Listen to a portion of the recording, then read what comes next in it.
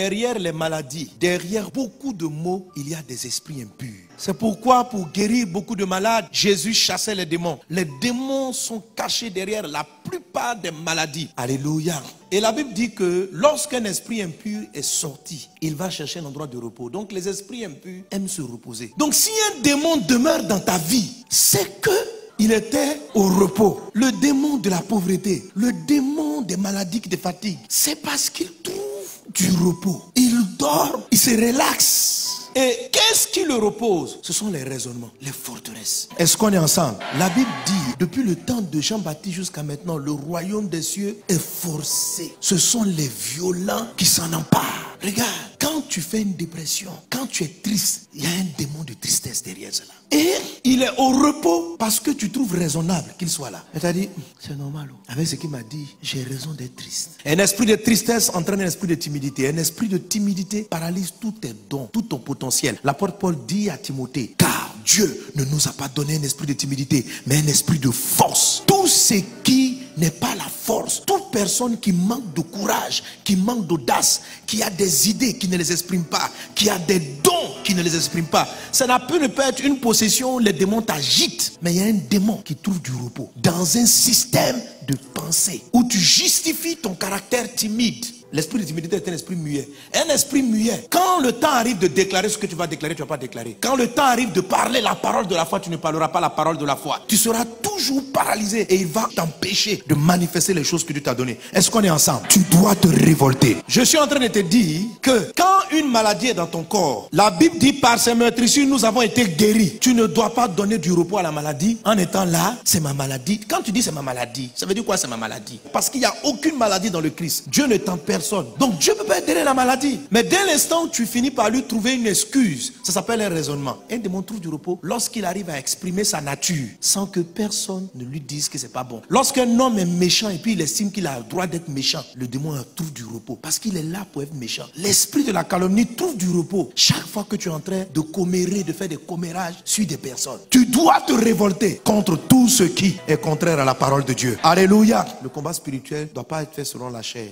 Même quand ton corps est fatigué par la maladie ou par des choses, même quand tu sens que vraiment tu n'as pas envie de pardonner, tu dois te dire, la pensée qui me donne un raisonnement de non-pardon, ça peut pas être la pensée de l'esprit. L'esprit ne peut pas entretenir en moi quelque chose qui va excuser ou bien qui va donner une raison à ma colère ou à ma haine. Tu dois te dissocier des sentiments de la chair et te lever et puis dire, ça c'est pas de Dieu. Arrière de moi Satan. Arrière de moi pensée impure. Amen. La puissance qui va agir, ce n'est pas parce que tu es fort physiquement. Ce n'est pas parce que tu fais quelque chose qui est logique. C'est parce que simplement tu obéis à Dieu et tu déclares les choses que Dieu demande de déclarer, que les plus grandes forteresses vont tomber. Les forteresses ne sont pas des choses qui tombent parce que tu vas faire un calcul scientifique. Ce raisonnement-là, je l'ai depuis que j'ai 4 ans. J'ai toujours été peureux. Tu n'es pas peureux. Le courage de l'esprit de Christ est en toi et ce sont des choses que tu dois affirmer. Et quand tu vas le faire, la forteresse va tomber. Donc les forteresses là, ce sont des raisonnements. Ce sont des logiques de pensée. Est-ce qu'on est ensemble? Lorsqu'on dit raisonnement, ça veut dire quand tu enchaînes ce système-là, tu trouves que tu as raison. C'est ce qui fait que les démons là restent longtemps. On justifie, on excuse son état. Quelqu'un est malade, il va expliquer que non, c'est normal, c'est anormal. Dès l'instant où tu vas te dire que c'est anormal et que tu vas agir, non seulement Dieu va te donner l'autorité pour chasser, mais si l'esprit veut te conduire vers un remède, il aura la force, la puissance de te conduire vers le remède contre cette maladie.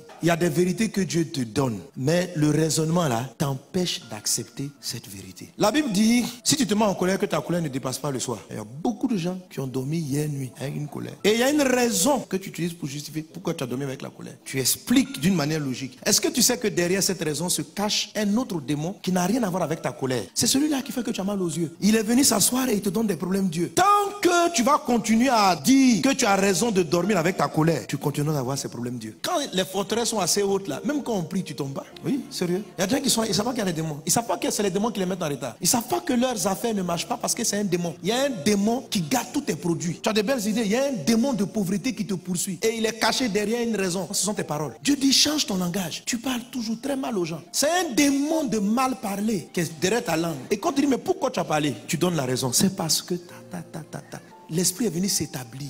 Il sait que le nom de Dieu là c'est la première fois. Et il a mis, la Bible dit, et des hauteurs. Donc la présence, l'onction dans la salle n'a aucune incidence sur ces personnes. La maladie ne part plus, la maladie est établie. Ils arrivent au programme, on prie pour les malades et il fait faire guérir. Parce qu'il y a une forteresse. La Bible dit, des hauteurs qui s'élèvent contre la connaissance de Dieu. Vous voyez déjà, les messages ne leur disent plus rien. Tu as beau expliquer, aime ton prochain. Amen. Yes, parce que tu as raison. Mais ils ont vraiment l'impression que ça ne les concerne pas. Ils sont vraiment convaincus que ça concerne le voisin. C'est-à-dire, il ne se rend même pas compte que Dieu est en train de lui parler. Il y a un mur qui s'élève contre tout ce que Dieu dit. Et derrière ça, des mondes de pauvreté, des mondes de maladie. Elle ne sait pas, il a un diabète, hypertension qui ne finit pas. Jésus guérit. C'est ce que Jésus est en train d'expliquer. Il dit, si le Fils de l'homme vous affranchit, vous serez réellement libre. En fait, on en vient à se poser la question, est-ce que la liberté de Jésus est réelle? Mais en fait, elle est réelle, c'est parce qu'on ne peut pas accepter toute la Bible. C'est parce que quand les esprits partent, les trucs, c'est qu'ils sont revenus après. Donc, le début de la vraie vie chrétienne du frère, là, ces 3 premières années, les démons étaient dehors. Mais au temps de la réclamation, ça veut dire au moment où l'esprit qui est parti dans les lieux arides, il s'est promené. La réclamation, c'est quand il revient. Il observe. Il voit quelqu'un qui ne prie pas. Il voit quelqu'un qui n'accepte pas la parole de Dieu. Il voit quelqu'un qui est un peu léger. Une maison vide.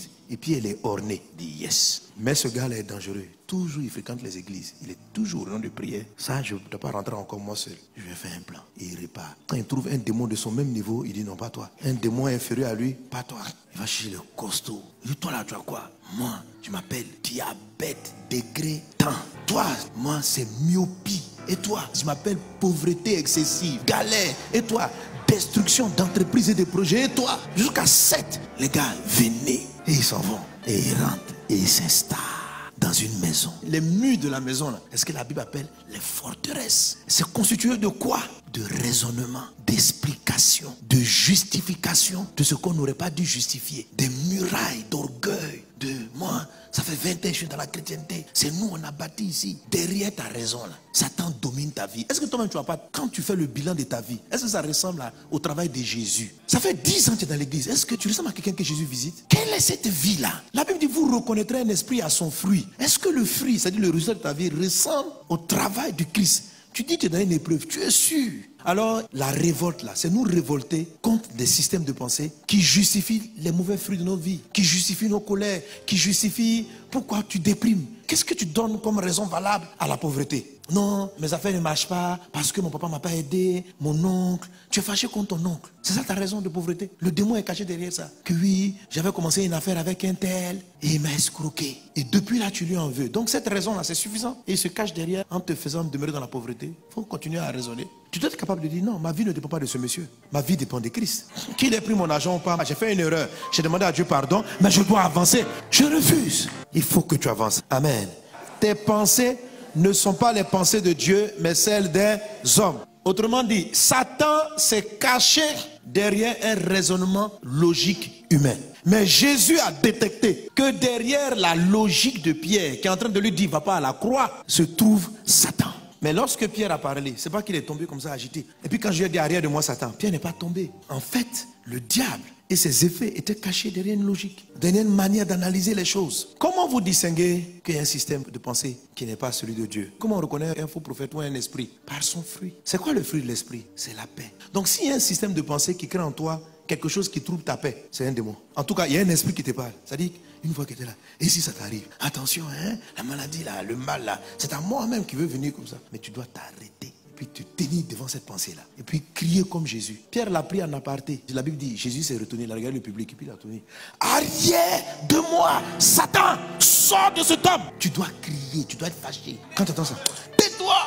Bon, si tu es dans le bus, il ne faut pas trop crier comme ça. Les gens vont commencer à croire que tu es fou. Est-ce qu'on est ensemble? Voilà, ce n'est pas dans le cri, mais c'est dans le cri intérieur. Je refuse ces pensées. Va-t'en, elle n'est pas de Dieu. Pourquoi? Parce que ça trouble ta paix. Dieu n'est pas un troubleur. Ok?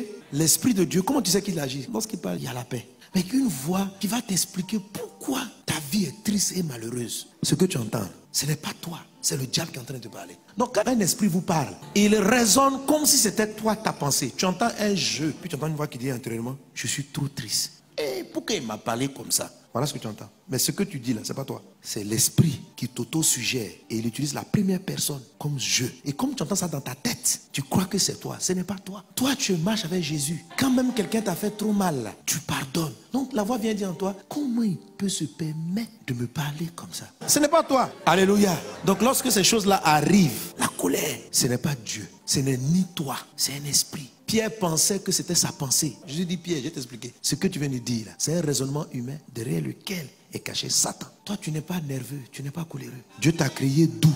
et tu es né de nouveau. Tu es quelqu'un de très bon. Mais il y a une voix qui te dit d'être méchant. Tu dois lui résister en face. Il y a une voix qui t'explique pourquoi il faut être jaloux. Il y a une voix qui t'explique pourquoi tu dois vivre dans l'impudicité. Pourquoi tu dois commettre l'adultère. Pourquoi? Il y a une voix même qui vient même exciter ta chair pour que tu tombes amoureuse du mari de quelqu'un. Tu dis parce que je ne fais pas exprès. Je l'aime. Tu ne l'aimes pas. C'est un démon qui est posé et qui manifeste un attrait. Et c'est derrière une forteresse. Des démons qui bâtissent de grandes forteresses. L'esprit d'homosexualité. Il a des forteresses terribles. J'ai rencontré un frère. C'était une femme, voilà, qui est devenue un homme. Depuis qu'il était enfant, il entendait une voix. Et le démon a commencé à travailler. Qui lui disait en lui, en fait, tu n'es pas une femme. Tu es un homme. Et le démon a commencé à le mettre mal à l'aise dans son corps. Le démon lui explique que son corps, c'était une erreur de la nature de le fabriquer femme. Famille chrétienne. Il a lu des livres, il a bâti un système de pensée. Et en tant qu'homme, elle ou il s'est marié. Et nous, on priait ensemble. Et puis, il était dans une église réveillée. Mais personne ne savait. Donc, on prie, on appelle l'onction. Lui aussi, il prie, il va au croisade, tout ça. Pendant des années. Parce que plus tard, il s'est donné à Jésus. Mais pour lui, c'était normal. Et puis, Dieu a commencé à parler à certains pasteurs, faire des flashs. Plus tard, un jour, il a dû venir confesser. Il a reconnu. Mais au début, il s'est dit, c'est parce que vous ne comprenez pas. Mais vous savez, tant que la forteresse était là, on n'arrivait même pas à toucher le démon qui lui avait parlé. Et quand il a commencé à admettre que Dieu ne se trompe pas, s'il t'a créé femme, il t'a créé une femme. Et un homme ne couche pas à un homme. Ce sont des démons dans l'air qui créent ce genre de sentiments, de pensée. Et quand il a admis, il s'est repenti. Les démons commencent à se manifester. Malgré toutes les réunions de prière qu'il faisait auparavant, la forteresse cachait ces démons. Mais lorsqu'elle a été brisée, il a été délivré. Il est reparti à l'hôpital. Il est redevenu femme. Et Jésus l'a délivré. Alléluia. Alors, je veux que tu chasses dans le nom de Jésus tout ce qui a pu entrer dans ta vie. Je ne sais pas quel est le raisonnement. Pendant que je parlais, le Saint-Esprit a dû toucher un type de raisonnement qui bloque certaines choses dans ta vie. Tu dois agresser ce raisonnement. Tu dois dire, ce n'est pas de Dieu. Je te repousse, je te résiste, je te brise. C'est toi qui peux briser la forteresse. Alors, tous ces esprits de misère, de pauvreté, de célibat qui s'étaient abrités derrière ces forteresses seront exposés à la puissance du Saint-Esprit et ils sortiront à la puissance du Saint-Esprit. Et tu seras délivré de cette maladie qui n'en finit pas. Délivré de cette misère qui ne finit pas. Délivré de ces œuvres ténébreuses qui n'en finissent pas. Rekata rabababa shota rababros.